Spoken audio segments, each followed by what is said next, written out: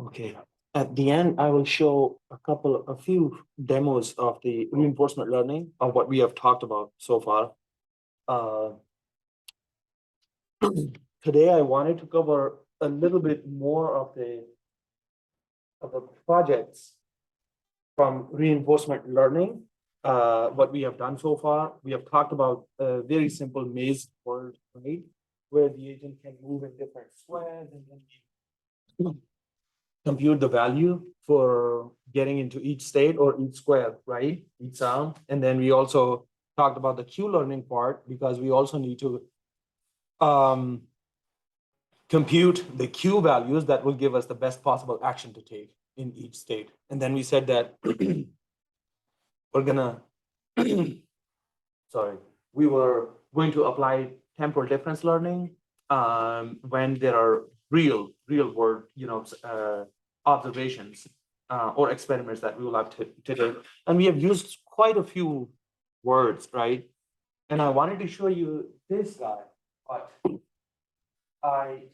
this guy has made my weekend not so silent because what happened was, by the way, this is how it looks. So you have to put this AR tag in the camera, and then you have to put this AR tag also, and then you just like leave it on the floor. And then what we do is we apply reinforcement learning for it to learn how to stand itself. And then how to stand, and then how to start walking by basically moving these servo motors. This, and then you do this, right? And slowly after several episodes, what you do is you put the reward for moving these servo motors in a certain direction that will get this robot closer to that tag. So there's a camera that monitors this tag and that tag. And the reward function, the objective function is to get this tag closer to that tag as quickly as possible. So that's the training. As quickly, so the distance, as quickly the distance gets shorter, the better the reward that the robot gets. So after several experiments, several episodes, this robot basically then learns how to stand up and how to walk and how to turn 180 degrees, etc., etc. Quite a few functions.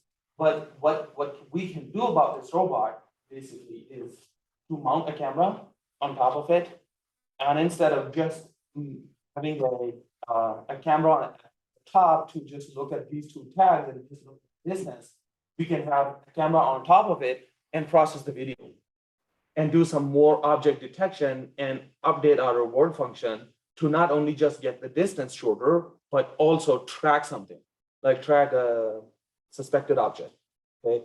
Like something that you want to suspect, like maybe like identify or recognize a specific face or specific type of shape, like a motorbike, a vehicle, a human being walking in the closed proximity of this robot.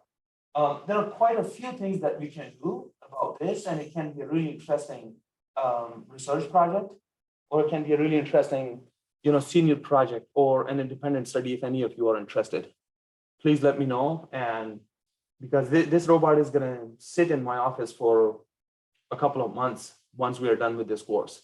So the issue was that I have lost my sleep over this weekend was that the webcam that I use to recognize these AR tags in every single episode to minimize the distance, the Python code that I have, it doesn't start, and it doesn't start getting the frames, images from the webcam.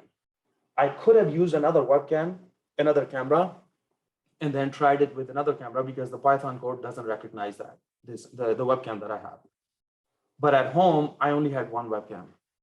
I didn't have, because I kept thinking that I would have been able to solve the problem, this webcam issue using the Python code, but I couldn't till last night until 1:30 or 2 a.m., something like that. Then I just gave up. I'm like, okay, maybe not right now. I'll take it to the school and I'll use my webcam from my office and see if it was just a camera issue. So the only thing that is causing a problem getting this robot learn how to walk, run, blah, blah, blah, blah, everything is just the webcam. So No, you have to put a webcam in a position that it can see both these tags. This one and this one, so they have to be in a specific, distance, and then your camera has to detect both of those in its image. Then it recognizes these tags. The camera, basically, the code recognizes those, and then it continuously tracks the position, orientation of the robot. Because if the orientation is in another way, it will make the robot turn and then walk closer to this tag. So this is how it's supposed to work. I'll try, I wanted to show, basically, I wanted to have this lecture session based on just the reinforcement learning, some of the demos that I could have shown on the, on the table here. Unfortunately, the camera just, live demos never work perfectly. So unfortunately, it didn't work out really well, but I'm hoping to get this done, within a week, this week, hopefully. Maybe today, I'll be able to solve this issue. And then hopefully on Wednesday, we'll see a live demo. That's only just one part, just only one tiny application of reinforcement learning. And I also have compiled several resources, several links where I think some applications would be particularly interesting to you guys, just as your project, as your senior project, as your thesis, probably, or as an independent study, if you want to earn credit for.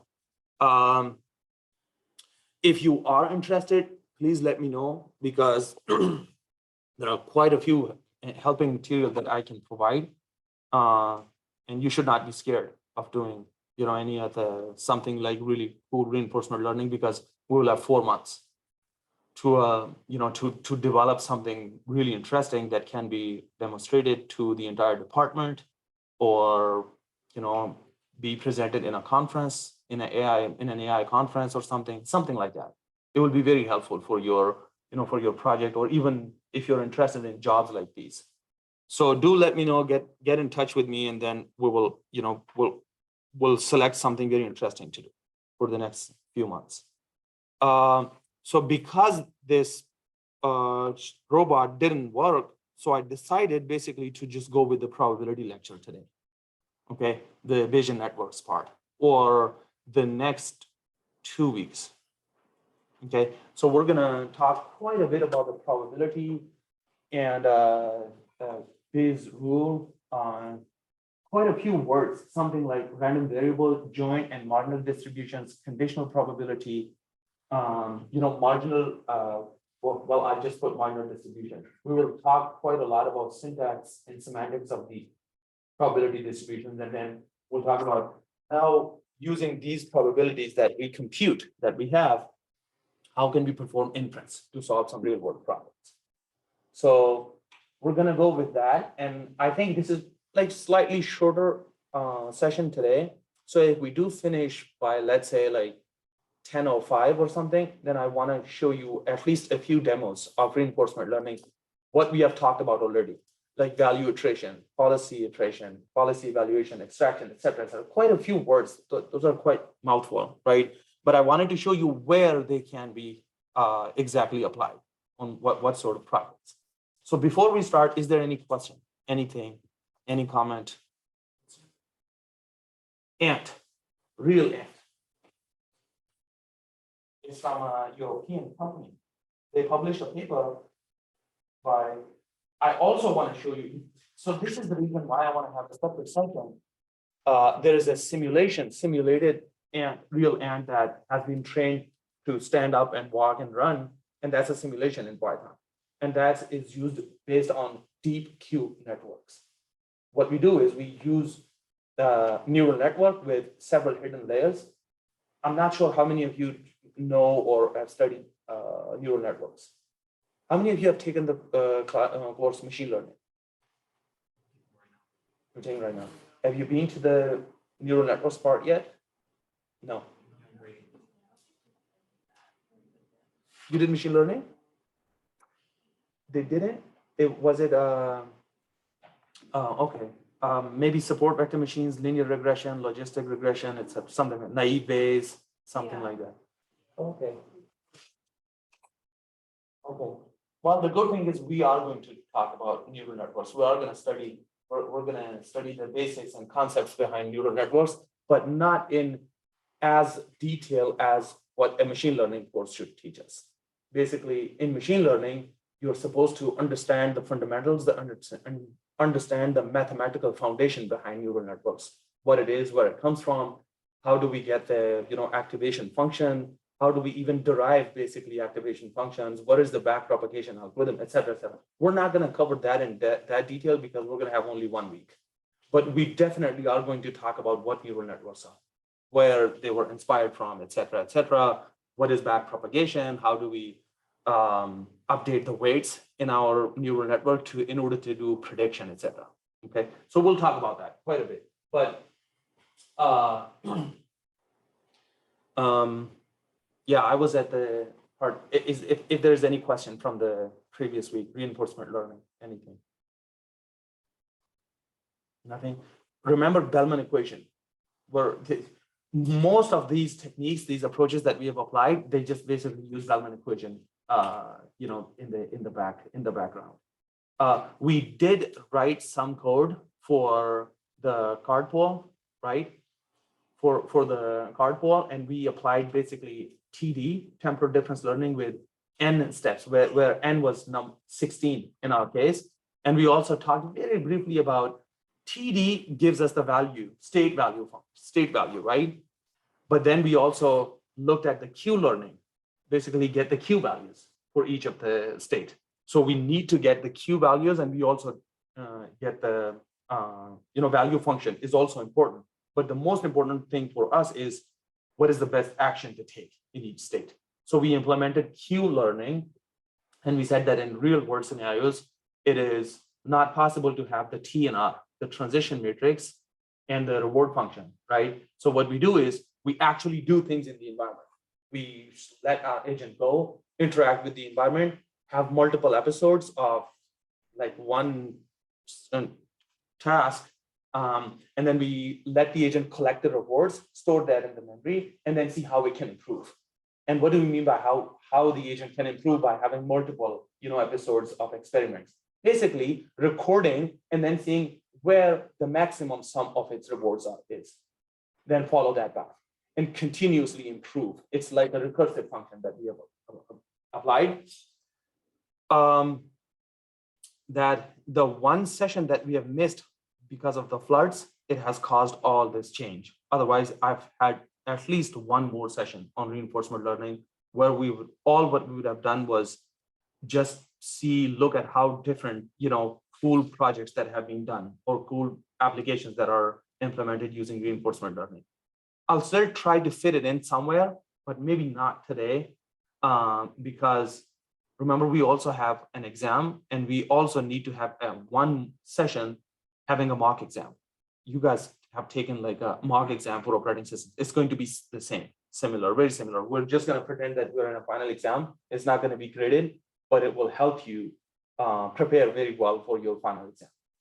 The final exam will be about, I think, 25%. 25%, yes. So I hope everything went well with homework 1 and also homework 2. Maybe you guys are still working on homework 2 activity. So best of luck with that. So hopefully you guys do much better in homework 2 now that you have an idea about what is the requirement. So I'm gonna go ahead and start with our session for today, which is the probability. We're gonna talk quite a lot about Bayesian probability, Bayesian networks, Bayes rule. But I wanted to just give a brief overview of all the probability basics before we get into the more advanced part. So far, all what we have talked about the probability is when we covered Expectamax, right? When we covered the Expectamax search algorithm, we said that we create a tree, we expand the tree, and then there are chance nodes. And each node had a probability. Each link or each arc had a probability associated. And we said that, there is a probability distribution. There's a random variable. Does anyone remember the definition of the random variable. What is a random variable? A variable that is unpredictable. Okay.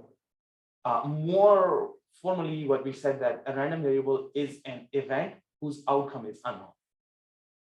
What you just said? In other words, it's an event whose outcome is unknown. So it's unpredictable. Its outcome is not known to us. And then we said that each possible event has a certain probability associated because we're not 100% certain about that event. Okay. So we talked about random variables, and then we talked about the probability, right? Probability distribution. Said that one random variable can have multiple values, right? Something like temperature. Is it hot or is it cold? Traffic. Is it no traffic, none, low, medium, high? Right? We talked about that. And every value or every assignment for that random variable had a specific probability that was associated, right? So we talked about the probability distribution, but in Expectimax search, what we talked about was that we just simply use the probability. So have you guys done the Expectimax search in your homework? I think it's a part of homework 2. Homework 2, right? So all what you're doing there is you're just using a probability function that is already implemented, built-in function. You're not worried about where do those probabilities come from? Who gave it to us? Are they even accurate? Are they even correct? We're not talking about that. We're not worrying about it. In Expectimax, all what we had was based on the Pacman position and the scenario and the maze word and the locations of the ghosts, the probabilities are already computed for you. We didn't worry about that. In these 2 weeks, at least 2 weeks, we're going to specifically talk about how to compute those probabilities. Okay, so we're going to talk about the how part, and we're going to look at what their syntax and semantics are. And once we compute the probabilities, those probabilities, like the probability distribution, how we are going to use it then to perform inference, right? Inference meaning like reason about some situation, something you have, okay? And then solve a specific problem. We'll talk about both like small problems where we can simply use just enumeration, inference by enumeration, by looking at all possibilities that we have, and there is a probability that is associated with each of the event or each of the value that we have. And we will also talk about what happens when the problem is really complex, where we have a really, really large, probability distribution for each random variable that we have. What happens if we are, we fall short of the computational, capability that we have? What happens when we have that kind of situation? How to compute the probabilities or how to perform inference? So we'll talk about these 2 different situations, okay, in this week. But the main idea behind these 2 weeks is how to now compute those probabilities. Just think of Expectimax. We had the probabilities, and now how we are going to compute it. And we are going to understand basically the fundamentals and the rules that we have to follow in order to make sure that those probabilities are accurate, are correct. Okay. So we're done with part 1 of our course, which was the heaviest, which was the lengthiest and most complicated part, because we talked about several search problems, right? Uninformed search, informed search. Then we talked about the constraint satisfaction problems, CSPs. Then we talked about the MTP. Then we talked about reinforcement learning. So, well done, everybody. You stayed awake, which is good. So we're done with part 1. Now, really, I think very cool part, I've done quite a lot of work, research work, and I've published quite a bit in part 2, probabilistic reasoning. I'll put some of the publications that I have, and then you can see how Bayesian networks, Bayesian probabilistic reasoning can be helpful in solving real world problems. So there's this, in collaboration with the US Navy, and back in 2019, we did a meta-analysis using probabilistic reasoning for nanomaterials in nanotechnology. That still is the largest meta-analysis that is done in the field of nanotechnology, the largest possible so far.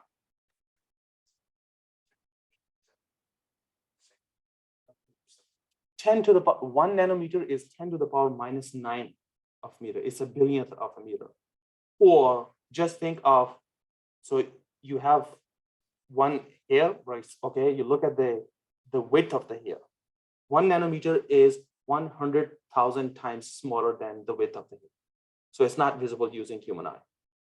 You have to do, microscopic and nanoscopic.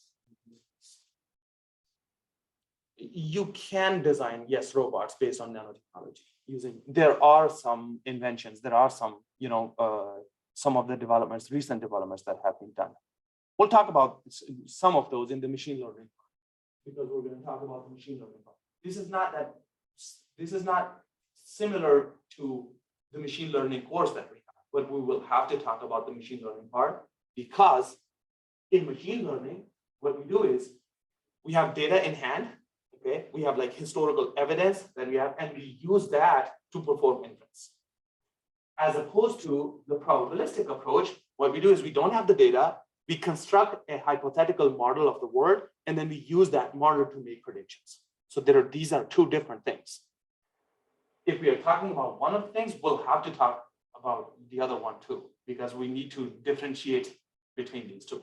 Okay, so part 2, these 2 weeks, we're going to talk about probabilistic reasoning. And then we're going to talk about machine learning, deep learning, and computer vision. This is going to be an expanded version of the machine learning part. And then finally, we're going to spend a week on natural language processing. We're going to solve a problem using NLP. Okay.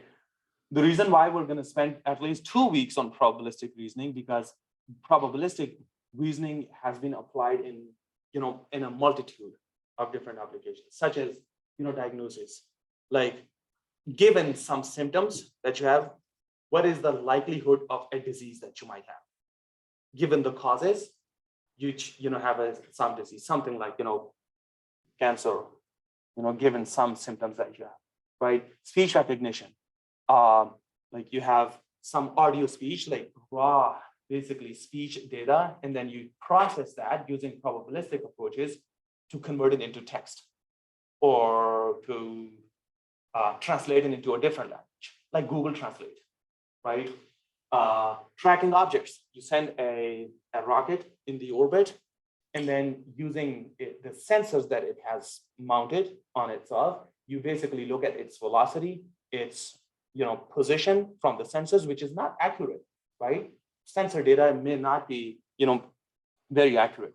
You look at its velocity, you look at its orientation, direction, you look at its position, and then you estimate where in the orbit your rocket is. Okay, so probabilistic approach has also been applied in that. Robot mapping. You send a robot into a building that you have never seen before. So it goes in there, gets a 3D structure of the building, and then gives you the data back. So now it finds out basically the obstacles by, like creating a 3D model by ultrasonic technology or LiDAR, et cetera, et cetera. So, and then basically discovering your genetic structure based on some properties, genetic properties that you have. So all those, basically probabilistic reasoning has already been implemented, has already solved several problems, in the real world.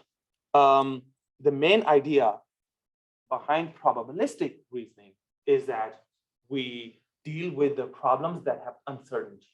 We are uncertain. We are uncertain about such a situation.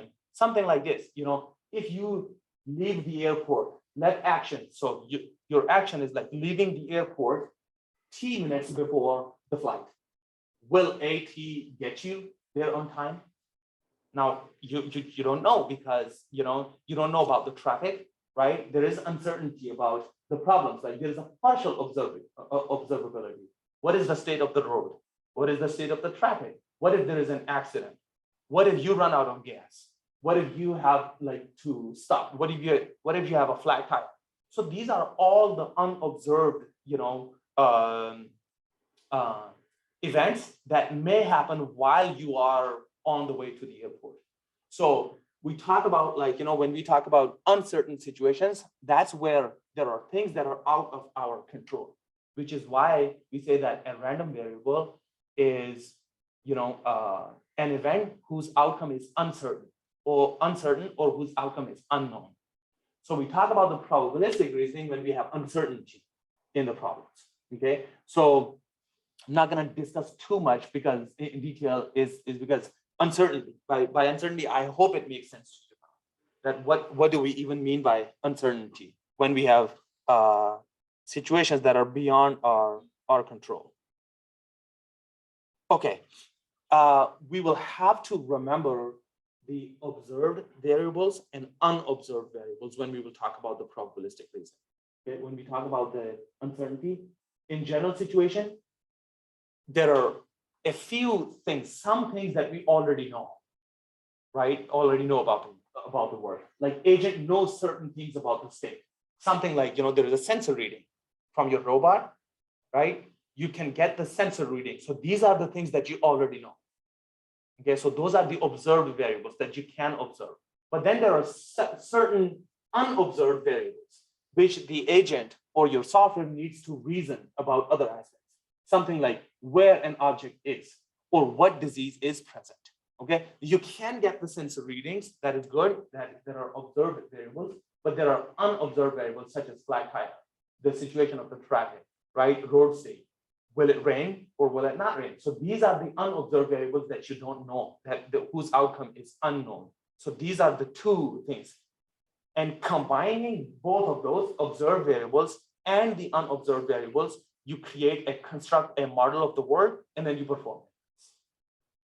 But the important thing is that now that we know about observed variables, we have the readings of the observed variables. There might be some noise in those readings too, which is okay because we can perform, some operations using probabilistic reasoning to perfect those readings. But there are unobserved variables too. How can we reason? How can we, compute basically the most probable or most accurate estimates of those unobserved variables? That is something that is more important that we're going to talk.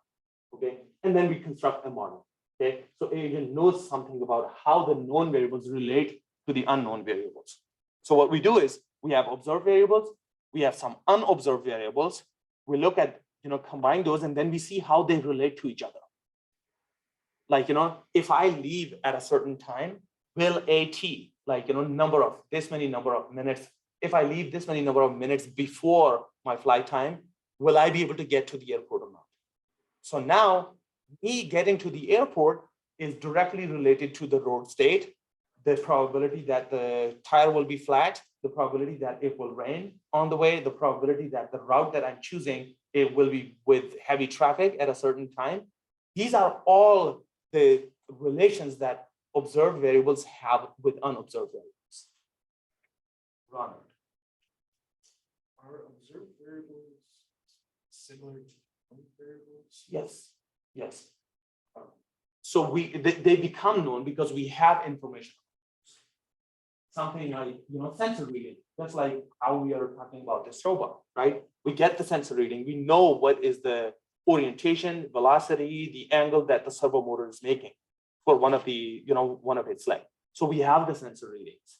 But now, if we have an obstacle in front of the robot, or when it is moving in a certain direction, if there are obstacles, that is going to be unknown because we are not sure what's going to happen to it in the future. So these are basically the two different types of variables that we're going to talk about.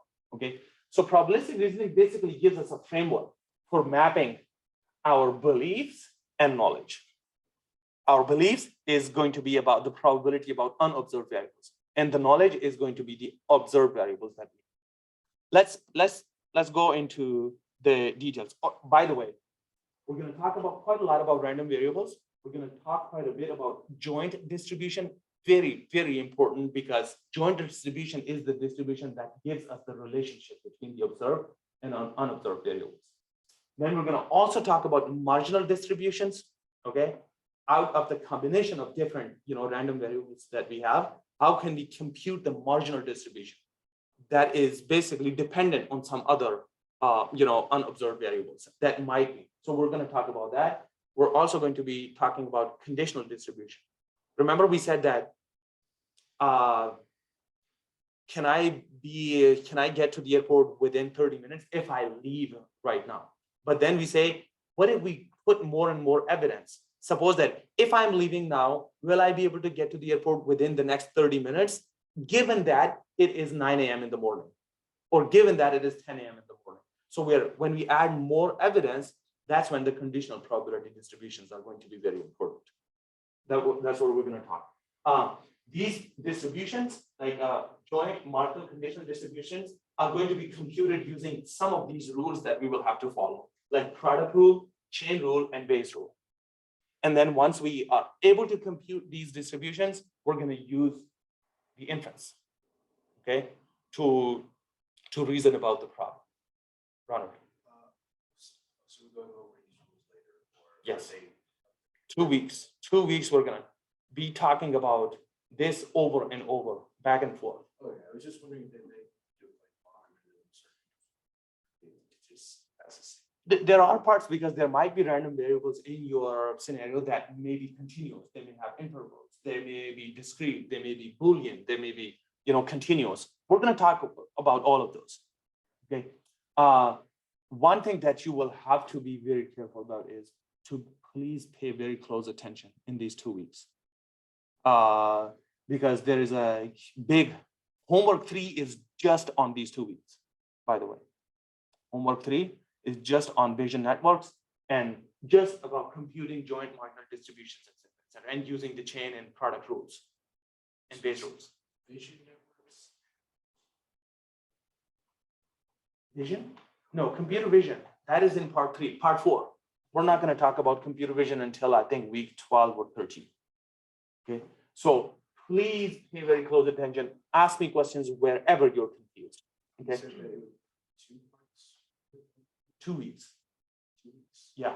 This week and the next week. What we're going to talk about is the probability and these terms that are basically the foundations of Bayesian networks. Okay. All right. I'm going to skip some of this. All right.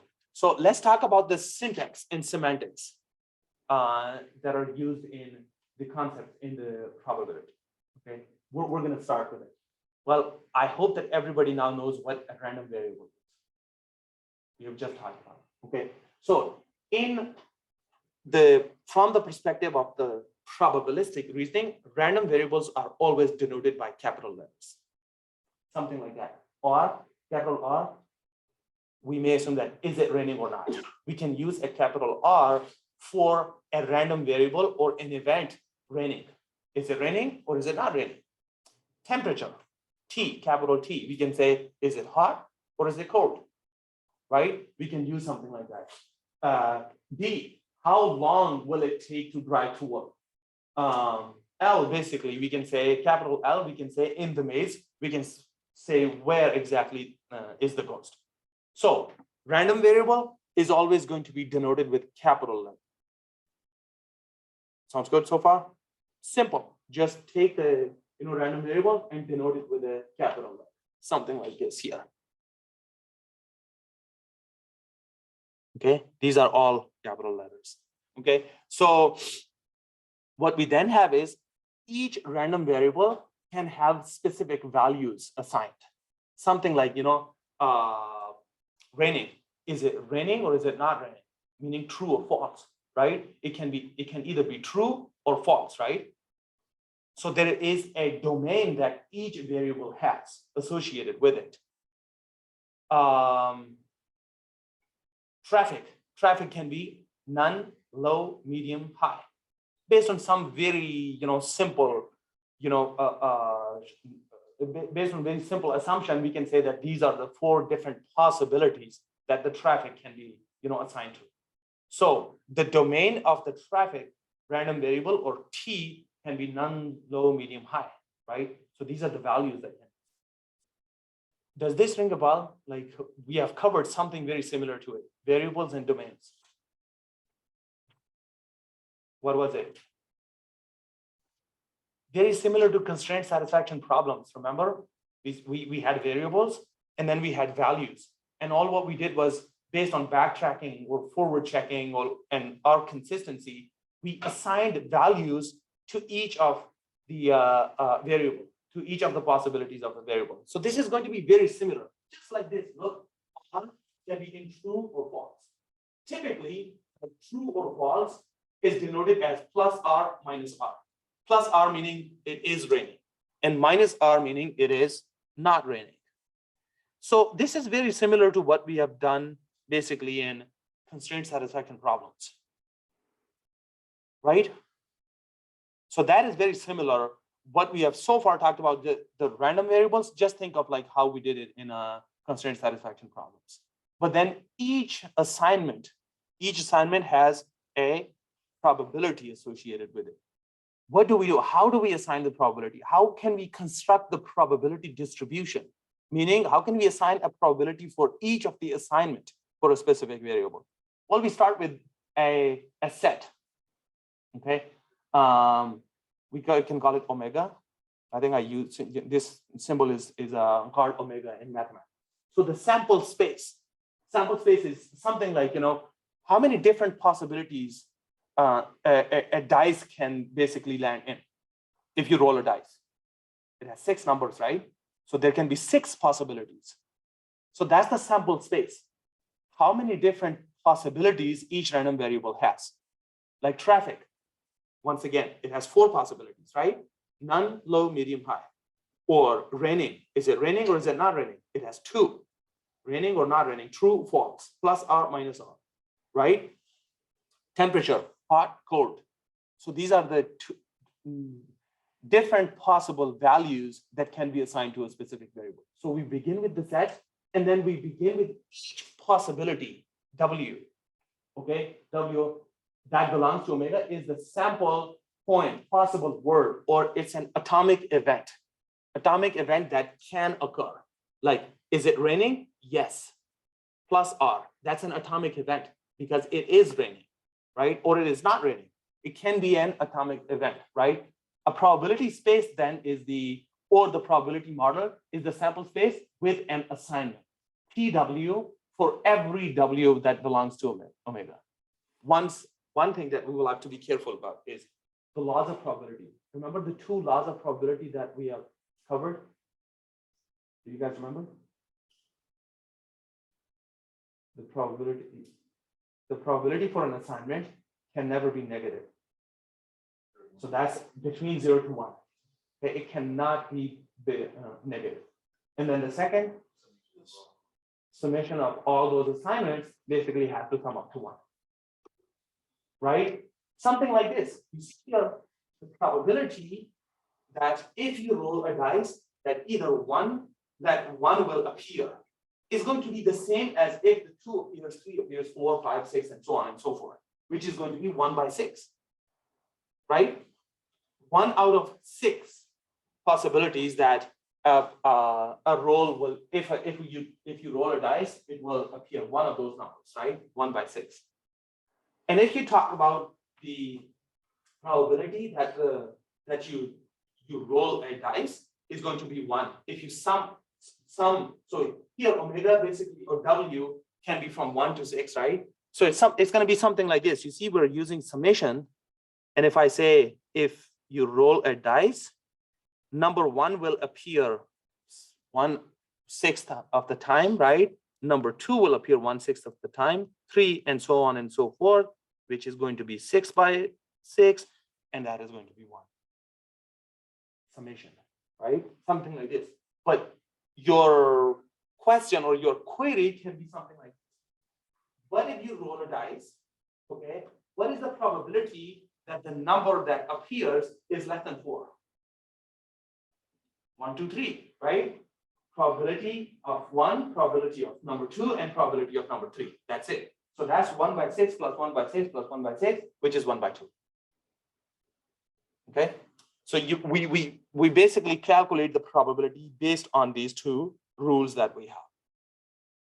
This is, I think, syntax that we have already talked about. Like cavity, basically it has to be denoted by a capital letter, right? And then there is an assignment for each of the, for each of the variables, such as like weather. It can be sunny, can rain, it's cloudy, or it's snow, right? So that's the syntax that we're going to talk about.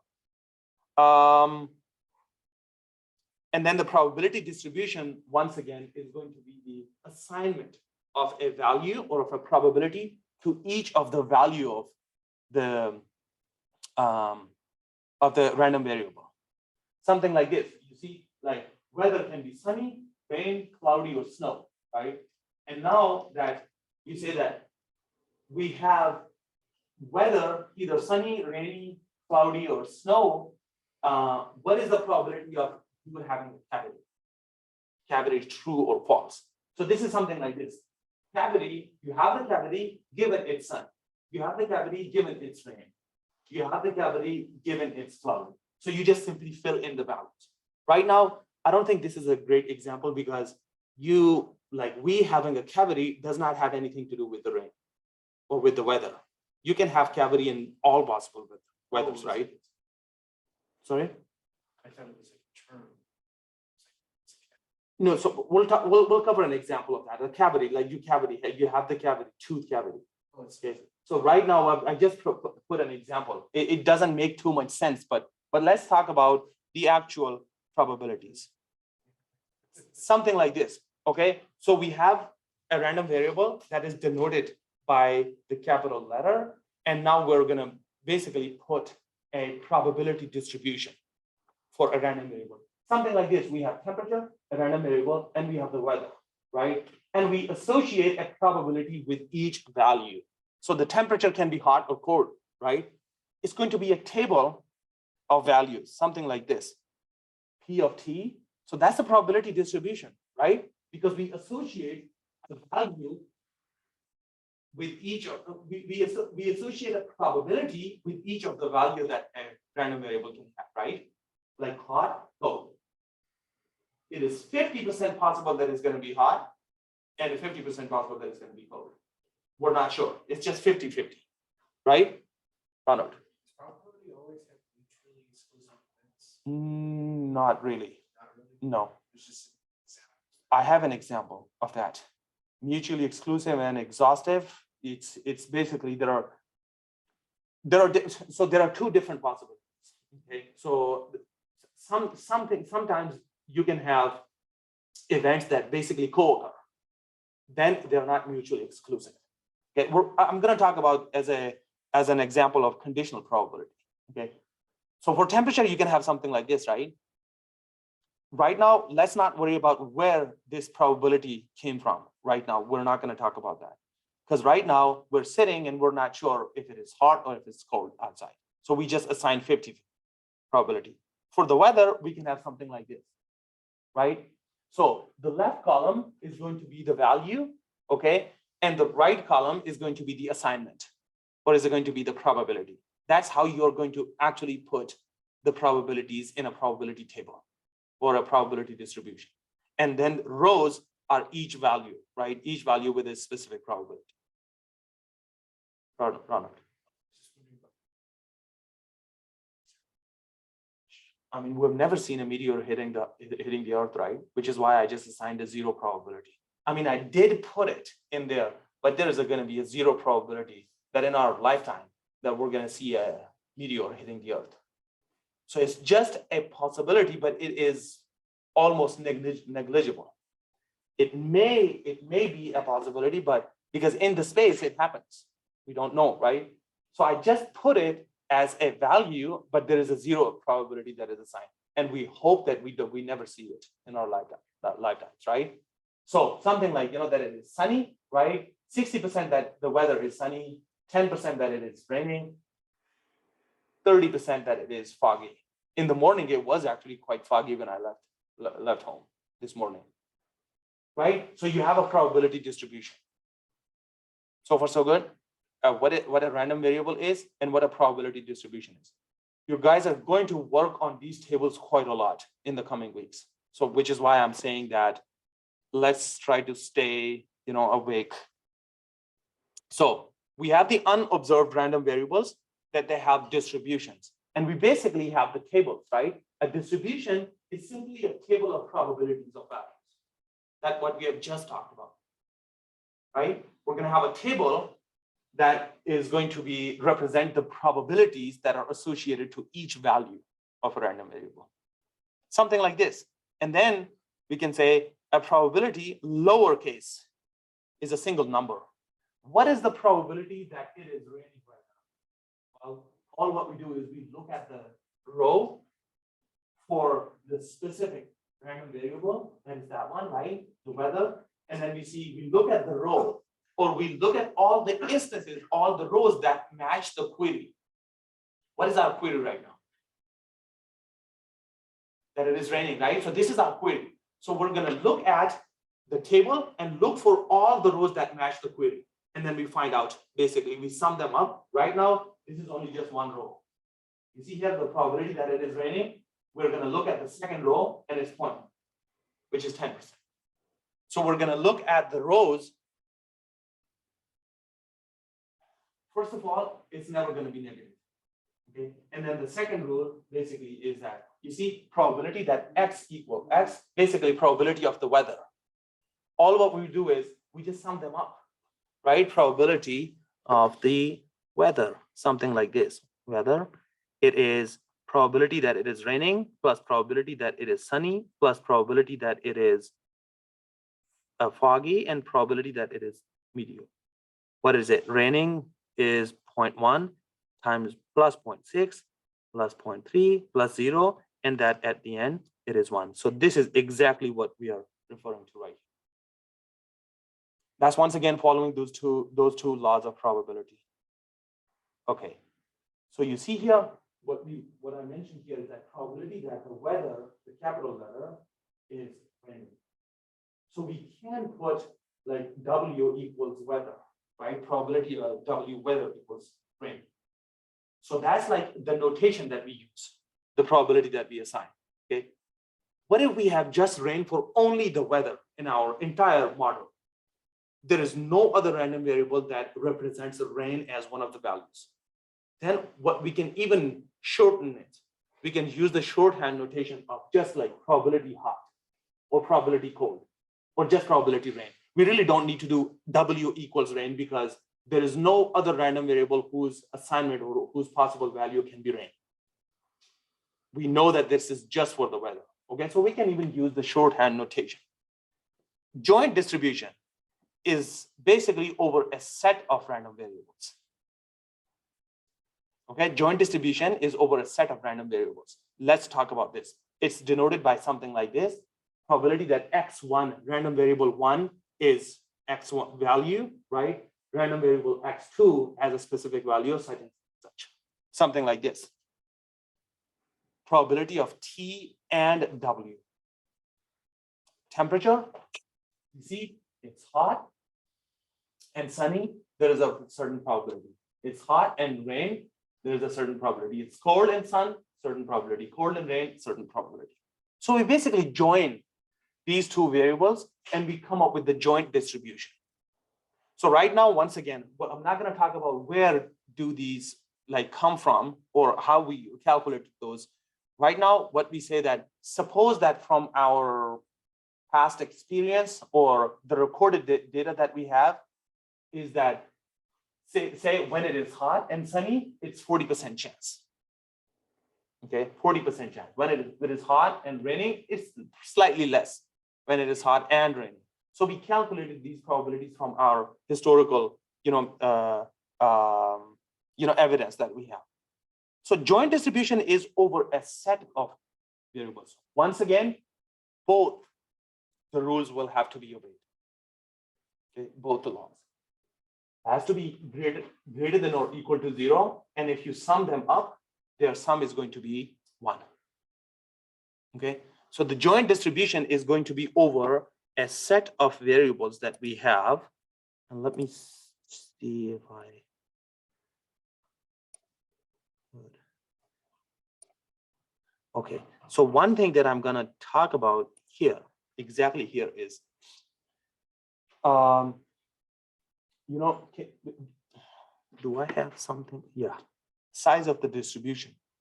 Can we so remember in constraint satisfaction problems, we talked about the size of the assignments. What was that? D to the power n, right?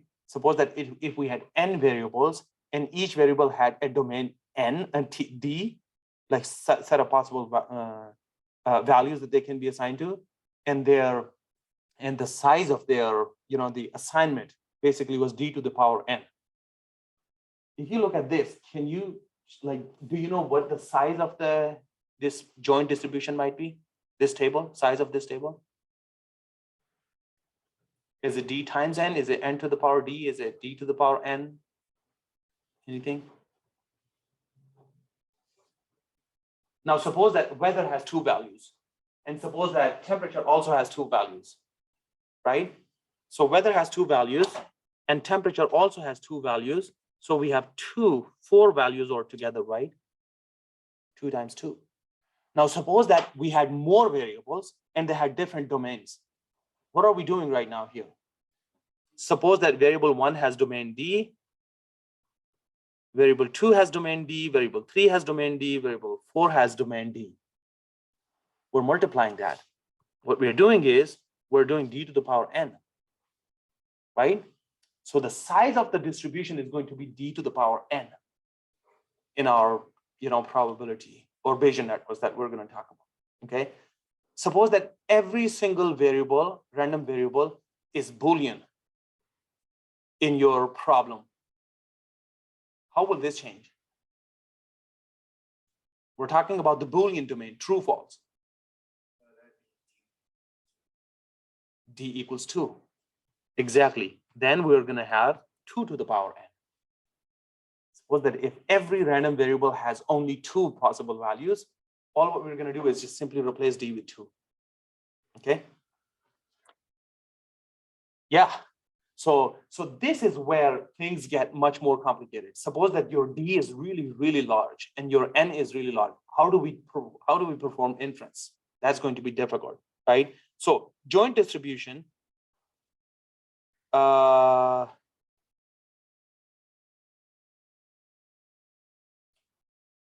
think probabilistic models. I think I've already talked about it. I'm gonna skip it because we already have talked about this part from a joint distribution. Okay, events.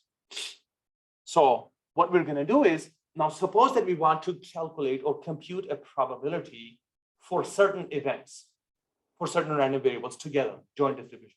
What we can do is we can look at the probability distribution, the larger table, all possibilities. We look at the rows where our query matches and we sum them up. That's what this formula says. Okay, we sum them up. We look at all the possibilities or all the rows where the query matches and we sum them up. How do we do that? Something like this. Now suppose that you want to calculate the probability that it is hot and sunny. What is the probability that it is hot and sunny? 0.4. How did we get that? Look at the table. Look at all the rows where the query matches, hot and sunny. How many rows are there that the query is matching? Just one, and we get that. So for this question, it is 0.4. How about the probability that it is hot? 0.5. How do we do that? Get this, and 0.4 plus 0.1, which is 0.5. How about the probability that it is hot or sunny? Hot or sunny? So hot, and sunny, right? So these three. 5.7. Yes. So this is going to be 0.7. Okay. So simple, straightforward, right? It's pretty fun. Right? So the events that we care about are actually the partial assignments, like P of T equals hot. Partial assignments, right? So these are going to be the assignments that you're going to do, something like this, exercises. It's really fun, by the way. So probability plus x plus y. What is the probability of plus x and? So that comma basically is and. Plus x plus y. 0.2, right? How about plus x only? Yes. How about minus y or plus x? Minus y or plus x? 0.6. Exactly. Why? Because here we are having plus x. Here we're having plus x. Here we neither have minus y or plus x, so we ignore that. And here we have minus y. So that's 0.2 plus 0.3 plus 0.1, which is 0.6. Then we have marginal distributions. Marginal distributions are simply just the sub-tables which eliminate the variables. Okay, marginalization, we're just simply summing out the variables. We'll talk about that in just a few moments, but these are marginal probability distributions are when we eliminate the variables from our assignments. How do we eliminate the variables? Let's talk about that. So suppose we have this table. How can we get basically the probability of temperature being hot or cold? All what we do is P of T basically is something like this. See, we're summing out. All what we're doing is P of T, sum over all the possible values, and we just simply get those values from the table. So this is the joint distribution. And what is the probability of T hot in here? We're summing out temperature being hot. Sum up 0.5. You see, hot 0.5. And then probability that it is cold, temperature being cold, is again 0.5. So we're simply summing out multiple rows where we see the matching query. And for the weather, we're going to have the sunny and rainy, right? How did we get that? Sun. Look at the first and third row. We just summed them out. And then we looked at the second and fourth row. We just summed them out. So that's the marginal distribution that we can get from our assignment. So something like this. What is the probability? Something like this. Look, okay. What is the probability of plus x in here? 0.5, right? So this is just like temperature hot, temperature cold. How about probability of plus y and minus y? Oh, this is exactly the same that I put. Okay, 6.4. Yes, actually, this is just very similar to weather and temperature, right? So conditional probability, this is something that we're going to talk quite a lot about. This is when we don't have the events that are mutually exclusive. There are some overlapping region, given B. A and B. Probability that when both the events occur, divided by when only B occurs. Okay, so A and B in this case basically is the entire thing. So this is A, and then this is B, right? So this is the entire probability distribution that we can see, and we will have to divide it. A given B, we'll have to divide it basically by excluding this part. And then we will have, say, it's like this row. This is very similar to joins in database management system. Did you guys study database management systems? Yeah, so this is very similar to joins, the joins that we have. The probability that both events occur. So A occurs given that B occurs. Okay, so remember, conditional probability, we're going to talk about something like this. Suppose that we have P probability distribution of temperature and weather, and if we are going to perform some inference based on conditional probability, how do we do that? Simply remember that formula. Probability of A given B is equal to probability of A and B, both occurring together, just like how we did before in the previous slides, divided by only probability of B. Something like this. Suppose that probability of weather sunny with temperature cold. What is the probability of that? Meaning that is going to be probability of S and C divided by probability of C. Like that, right? So S and C.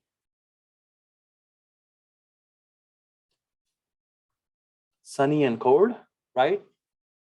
Which is 0.2 divided by cold, no matter if it is sunny or rainy, which is sunny and cold 0.2 plus sunny and hot, right? This one? No, we're calculating computing the probability of cold, this one. 0.2 plus 0.3, which is 0.2 divided by 0.5. And I don't know what it is. 0.4, right? 0.2 divided by 0.5 is 0.4. 40%. So I just put that formula for you guys, okay? So as long as we have the distribution, we can always compute the probabilities, just like this. Okay, let's go with another one. So this is going to be probability plus X plus Y divided by probability plus Y, right? So we simply look at the rows where the query matches. Plus X plus Y. How many rows that plus X and plus Y is occurring, is happening? One only, right? Which is 0.2. And then divided by plus Y, which is 0.6. Is it 0.35? Right? 0.3? 0.33333, and let's just put 4 to just end the sequence. How about minus X given Y, which is minus X plus Y divided by P of plus Y. Minus X plus Y. 0.4 divided by plus Y, which is 0.6. Is it 0.6666666? Something like this. How about minus Y plus X? Minus Y plus X, 0.3 divided by plus X. 0.5, right? This is 0.6, right? Isn't it so much fun? Just computing these probabilities by just looking at the table. But this is only for when we have tables really small like these, and we have only just a few random variables. We will also look at the situations where we're going to have really large number or set of variables and with really large domains. Okay.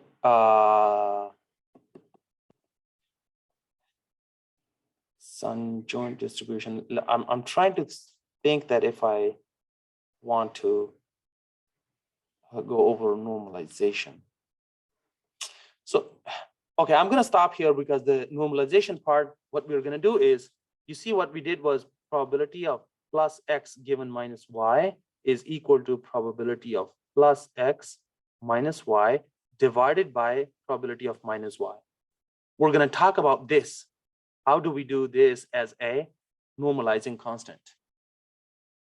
Okay, how do we normalize? We sum out the values. Okay, this is basically we get the marginal distribution in the bottom, in the denominator, and we just simply marginalize to get a normalized result, which is between 0 and 1. Okay, so we just do the normalization with respect to a specific variable that we say that given the evidence, with respect to the evidence, we normalize with respect to the evidence. I'm going to talk about that in more detail on Wednesday, but I wanted to show you this really cool demo. Okay. Ronald, you said something? I wanted to show you this very quickly because we have only 2 minutes.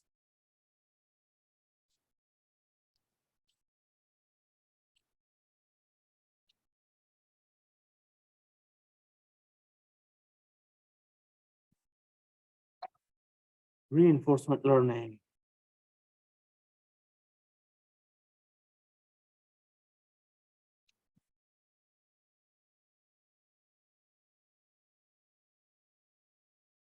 Yes. So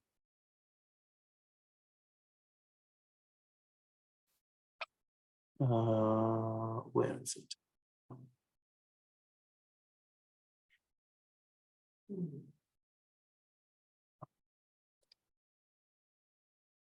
One second, I'm pretty sure I had it here.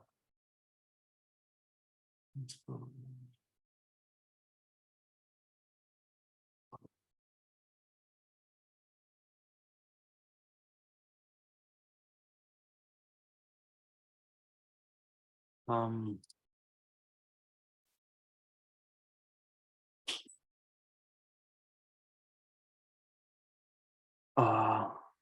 Reinforcement learning. Nope. Oh, I have so many tabs open and now I don't know where it is.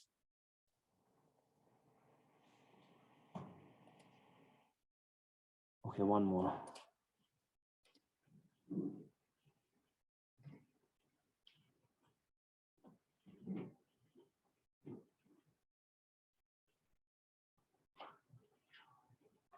Here.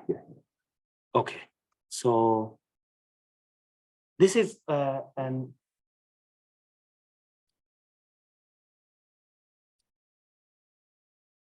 oh.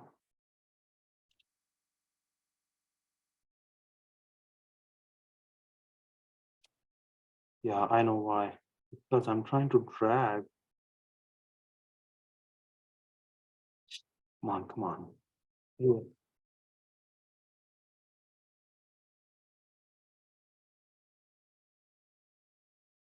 Remember we talked about dynamic programming, temporal difference learning, policy evaluation. So Stanford designed this applet based on all just the JavaScript code to make this available online.